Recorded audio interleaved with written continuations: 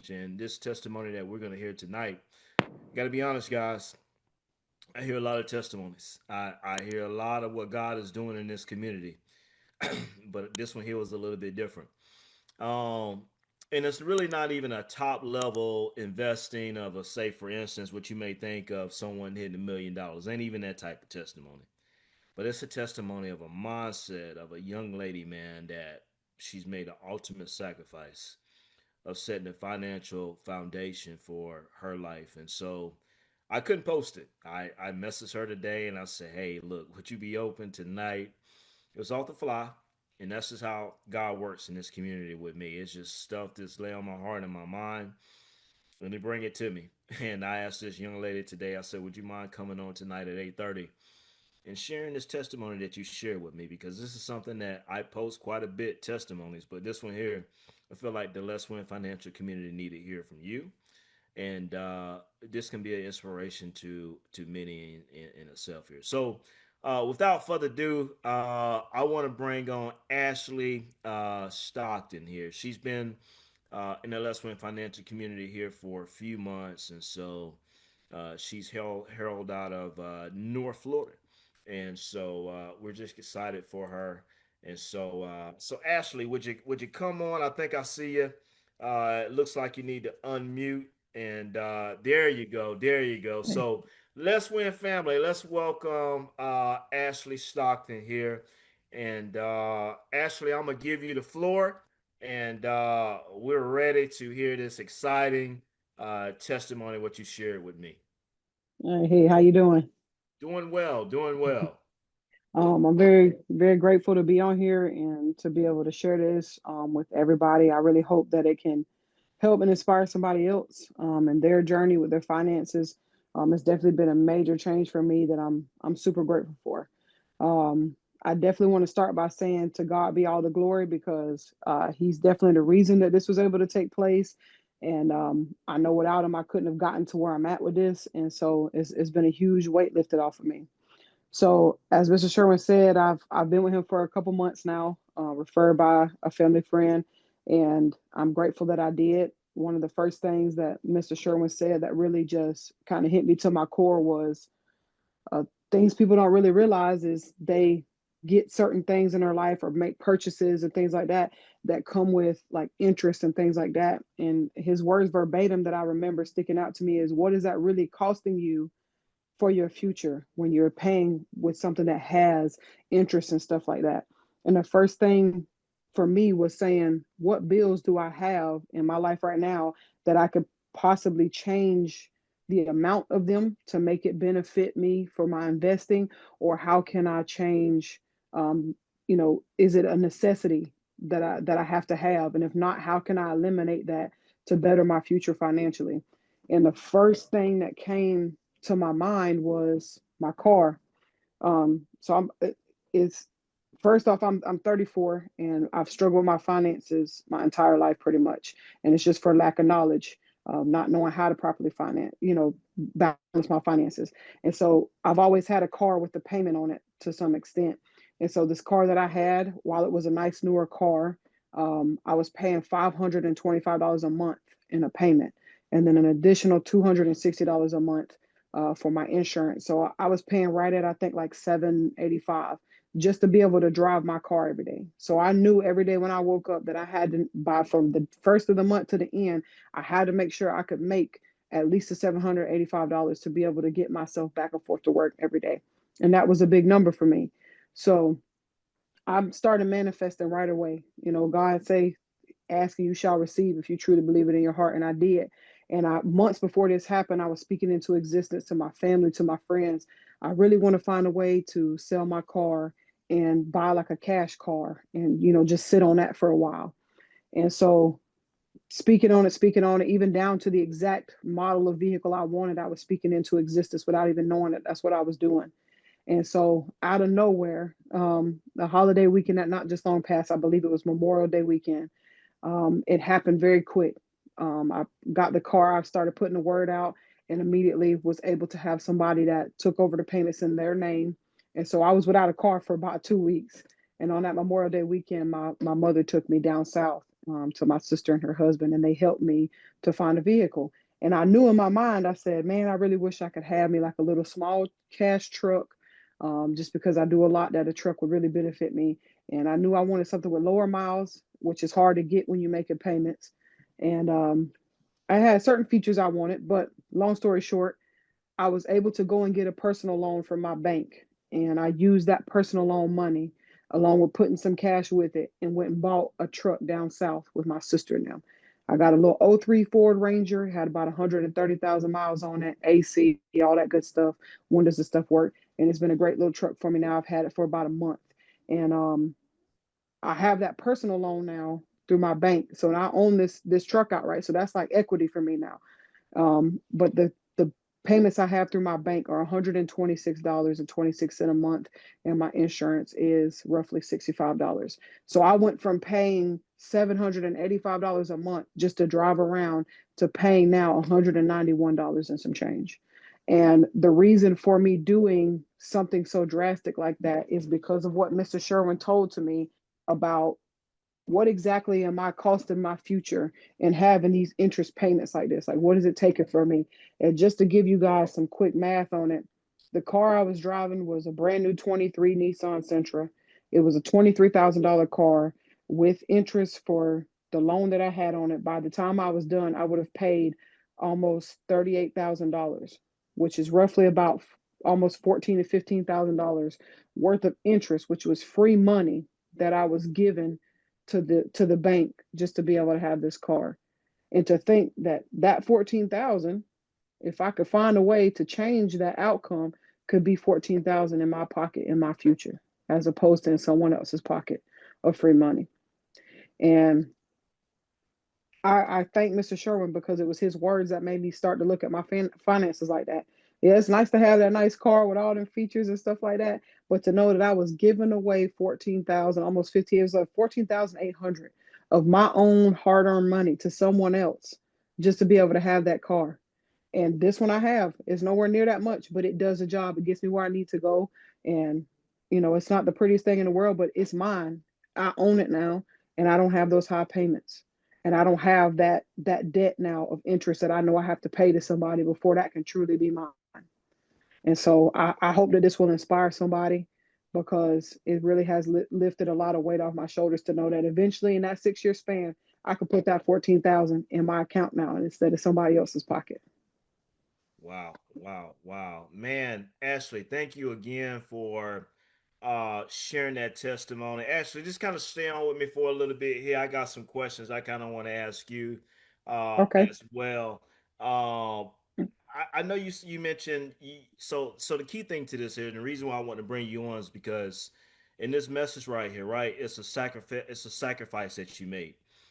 First of all, you sold your car, and I noticed you mentioned that you went 2 weeks without a car. What was the feeling on that behalf of having a car, and then 2 weeks without having a car? What was that feeling like? It wasn't fun having to rely on people, not sure if I was gonna make it. And for me, I'm a barber.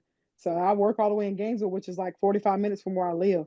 So it's scary to not know, am I gonna have a car to take me that far every day and bring me back home? So it wasn't a fun experience by any means. Right. Was there any point at any time you felt like you kind of questioned your decision in regards to maybe selling the car? um, I could say absolutely not. I knew it was something I wanted to do. I couldn't wait for that weight to be lifted off my shoulders. The only fear I've had through the whole process was being able to make sure I was going to find a vehicle that was going to be as reliable as that new car. Mhm. Man, that's so interesting here because that's the thing is like we want it and we want to make changes, but what you did actually was is you moved on faith and then you just executed and you trust God, right? And then what happened was He opened up doors and you had your family around you to be able to help in that particular process.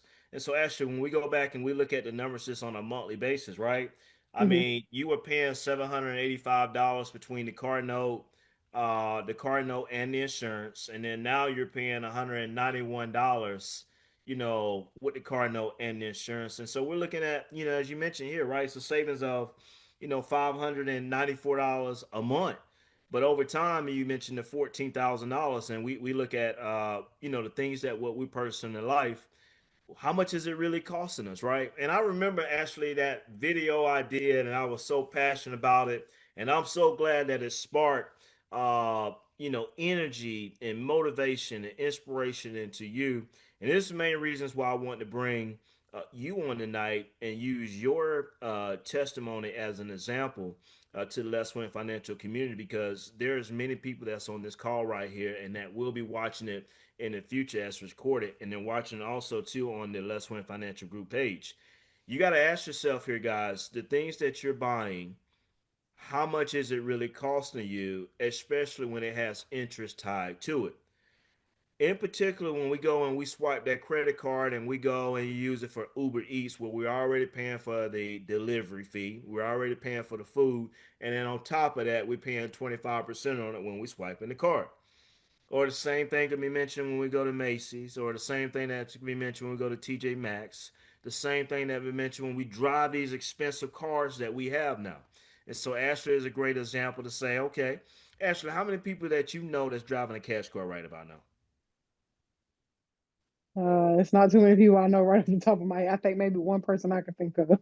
They not actually, because at Yeah. the end of the day, right, we have to live in a status, right? Our Yeah. cars oftentimes is what is our status symbol, right? That really determines our character and who we are. But in your particular case, right, that's not concern for you, because you're looking at the amount of money that you're saving on a monthly basis, and then the future cost, the opportunity costs, how much that's working out here for you. Man, Ashley, I think you hit the nail on the head with the numbers that you save, and that you will continue to save. And so, with this mindset here, you're gonna go a very, very long way. And you're Ashley. Here's the good thing about you: you're still young. And if you can have the same mindset now as a young lady and continue to have that strong mindset and that discipline, man, you're gonna go a long way in life. Because also, two guys, let me say this right here. Ashley did mention that she's a barber, so she's a business owner. And so when we talk about a business owner versus someone that's working a W two, a person that's working that W two, they're only gonna tell you how much your the maximum amount that you're gonna be able to make. Whereas with Ashley, as a business owner, now she's going to have unlimited income. She can have her own business. She can cut hair. She can own another barbershop. And I think, Ashley, we talked about some of those things as well, right? As far as potential, maybe managing your own barbershop, things of that nature. So, hey, man, you are well on your way here. Before you close out with you tonight, is there any final words would you like to say to the community? Honestly, just keep God first. Take a look at your life and the things that you feel like you want or need to change and continue to better yourself, especially when we're in a part of a world like we are today where it's designed to keep us down and keep us in that debt and not be able to really, flourish in life. Keep God first, because that's what I did and I trusted it and it put me in such a good place. And I'm a lot happier because of that decision. And I'm just very grateful for him for, being there with me through this process. He made everything line up perfectly in his timing. And I'm grateful for that. It's been a blessing. Wow, wow. That's so awesome, Ashley. Thank you again for sharing this testimony here. I hope that it does inspire someone in the future as far as with their future decisions. And so thank you again here. Yes, sir. So I'll turn your Thank you. video off, Ashley. So, but thank you again. You stay on here.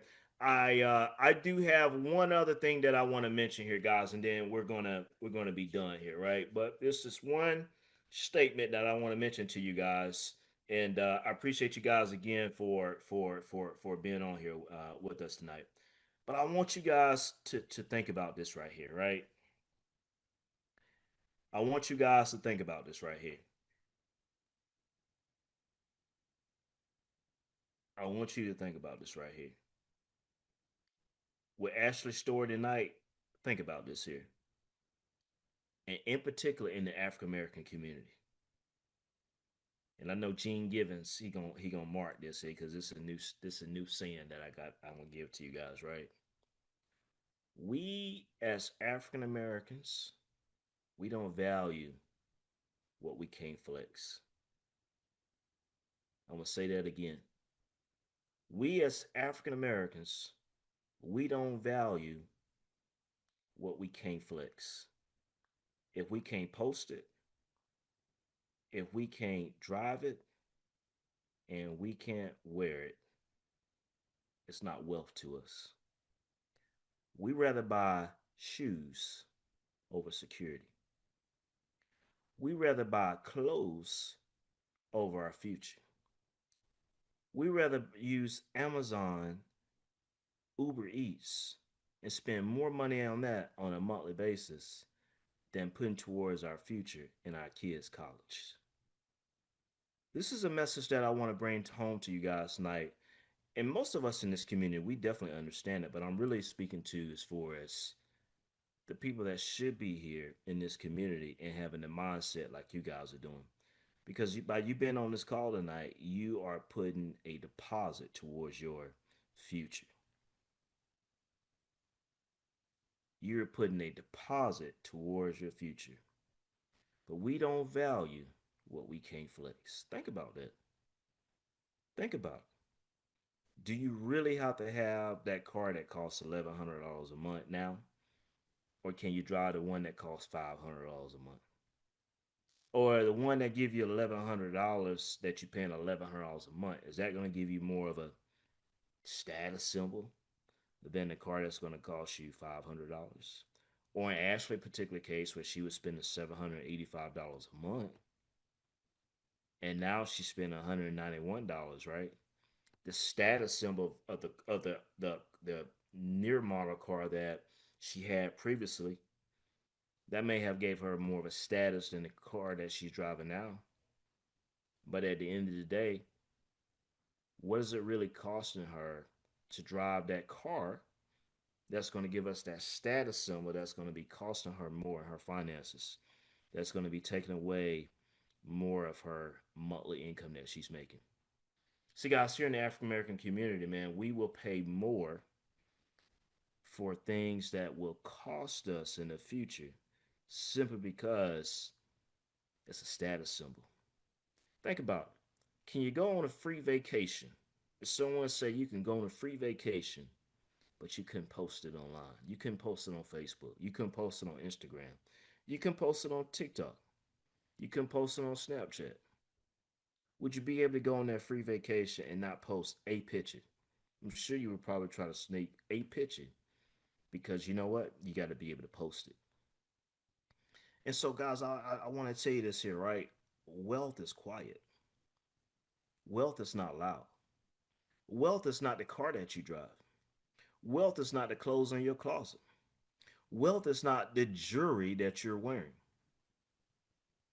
Wealth is not the clothes that you buy for your kids to prove to your family and your other broke friends that you're buying the Jordans for your kids and the polo shirts for your kids and making sure that they looking fresh. That's not wealth. Wealth is having a 529 college savings plan for your kids and seeing those investments grow over time and why those kids are at school and they learning a formal education. But at the end of the day, you got that money in that account that's working just as hard as those kids in school. The investment's working just as harder. That's what wealth is. Wealth is being able to go to your particular job and you have your 401k account working for you and it's working just as hard as you are. And you got your Roth IRA account set up and you sitting in your office or you sitting in your cube and that money, those investments are working just as hard. Wealth is being able to say that I don't necessarily have to put this on the credit card because I don't have to have this sporadic spending. I got the discipline enough to say that if it ain't in my account, I don't necessarily need it. You got the discipline, you got the fortitude enough to know that I can't afford it. Wealth is being able to go and being able to say, I want to buy a house and I'll be able to have a good credit score enough to be able to buy this particular house and being able to continue to stay ahead on your payments and watching that equity continue to grow over time. Or maybe even to say, you know what, as these young members in the LesWin financial community is doing now, that's a couple of them. Instead of buying a single family home, now they're going to buy multi-family properties in duplexes and triplexes. and staying on one side and renting the other side out. That's the mindset that they got to have to be able to say that they want more than what they currently have. You gotta be able to say, do you want more than what you currently have? Your mindset, if you have a small mindset, you're gonna have small things. You gotta have that mindset to think more than just today. You gotta have that mindset more than just think for this weekend. Your mindset gotta be able to say, where would it the things that I'm buying today? How much is it going to be worth 5 years from now? How much is it going to be worth 10 years from now? Because I can promise you this here: the Louis Vuitton shoes that you want, the Louis Vuitton belt that you want, the Gucci shoes that you want, the value of it definitely will decrease a year from now, 3 years from now, 5 years from now. I can guarantee you that. But I can promise you the assets that we talk about, they're going to continue to keep growing and growing and growing. And it's going to be the gift that keeps on giving. So it's the mindset that you got to have to realize that, do we still want to continue to keep living paycheck to paycheck? Do we still want to continue to keep living in with the poverty and a lack mindset, and wondering that if I don't get this particular paycheck, as in federal government employees, what they're facing now, how would I pay my bills? Simply because that we've relied maybe on one paycheck or one job. I've said this many a times. Depending on one job, it's like sitting at that bus stop, waiting to take you to the next bus stop. Versus if you had your own car and you got multiple streams of income, if you don't get paid by the government, now you can substitute some of that additional income for the one paycheck that you may not get. See, COVID should have taught us that we can't necessarily just depend on the government in itself, because we'll find ourselves in a hole and find ourselves more stressed and wondering that how we're going to make it financially. Guys, I'm passionate about this here because I realize that the lack of finances is very stressful. It stresses people more than they can even imagine. But if you have it orderly, or if you get into a better spot, you don't have to be as stressed about finances and your money in itself. But guys, I'm just be honest with you. I am so proud of this community and what you guys are doing, because you see me posting people buying houses. You see me posting people investment accounts growing.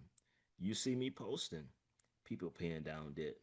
You see me posting people credit scores going up. That's simply because you guys are putting in the work and you executing.